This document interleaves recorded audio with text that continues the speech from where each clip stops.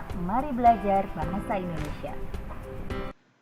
Baik, dalam pertemuan kali ini, Bu Uma akan membahas tentang teks laporan percobaan.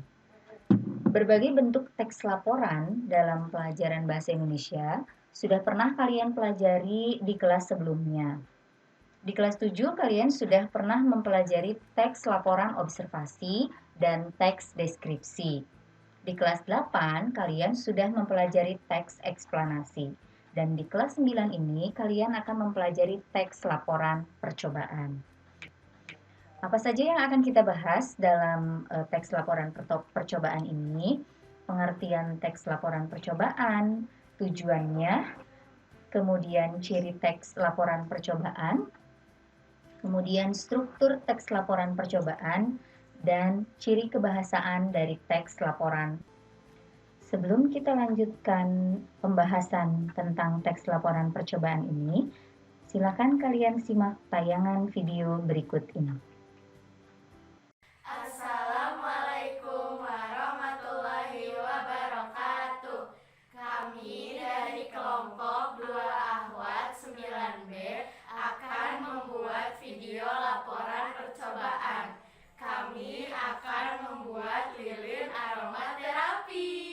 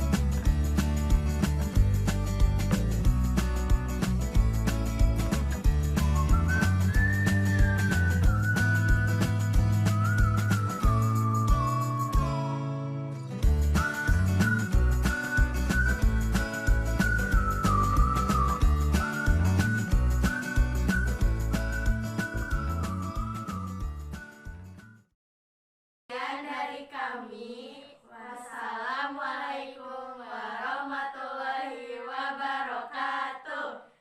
Mata nih, mata pun jiwa.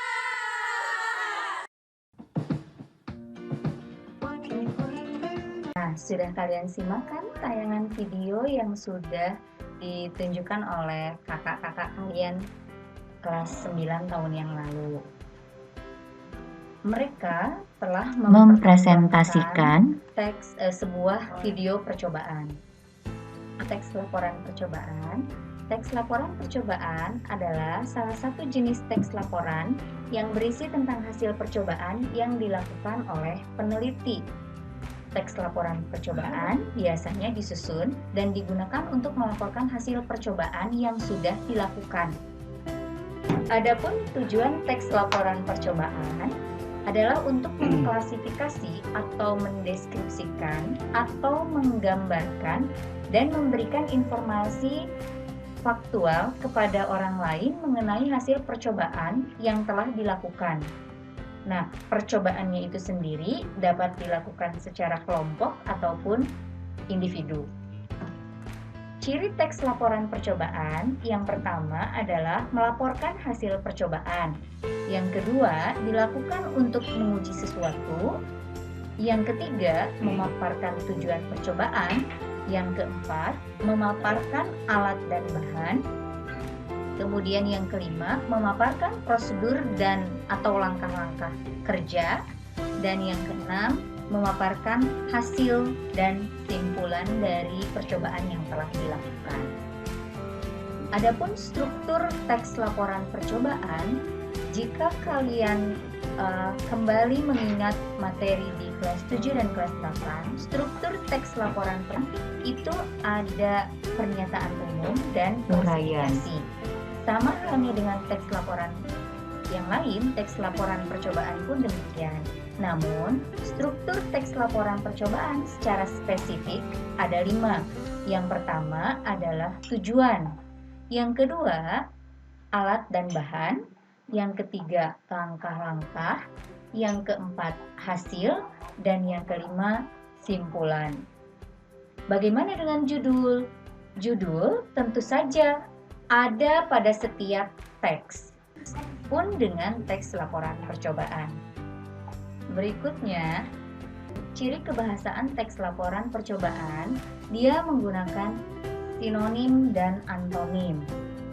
Seperti yang sudah kalian ketahui bahwa sinonim itu adalah persamaan kata. Contohnya misalnya menggunakan kata bahan dengan materi, atau struktur dengan bentuk, dan contoh yang lainnya. Kemudian antonim, menggunakan kata berantonim, antonim adalah kebalikan kata. Contohnya misalnya pada kata masukkan, kemudian lawan katanya adalah keluarkan, misalnya ya seperti itu. Ciri yang kedua adalah menggunakan kata bilangan.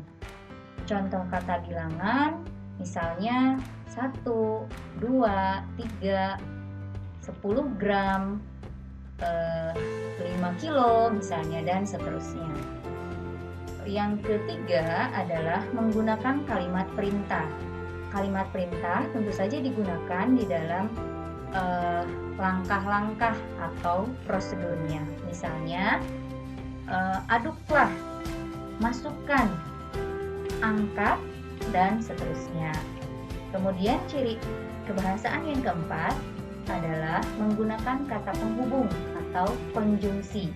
Contohnya, dan, lalu, kemudian, sehingga, meskipun, dan lain sebagainya. Berikut adalah contoh teks laporan percobaan yang sudah dibuat dari video yang ditayangkan oleh kakak-kakak kalian tadi. Judulnya Membuat Lilin Aromaterapi. Tujuan dibuatnya percobaan lilin aromaterapi ini adalah untuk membantu menenangkan pikiran yang lelah saat beristirahat dengan biaya yang minim. Kemudian, alat dan bahan yang digunakan, alatnya diantaranya ada panci, kaleng, gelas kecil, tusuk sate. Kemudian, bahan yang digunakan adalah potongan lilin, benang kasur, minyak esensial, dan aromaterapi. Langkah-langkahnya adalah yang pertama, didihkan air dalam panci, kemudian masukkan parafin ke dalam kaleng bekas berisi air untuk dicairkan. Pastikan air tidak masuk dan bercampur dengan parafin. Setelah parafin meleleh, tambahkan potongan krayon atau pewarna secukupnya sesuai selera. Kemudian, aduk menggunakan pengaduk kayu. Siapkan gelas cetakan, masukkan benang kasur sebagai sumbu lilin.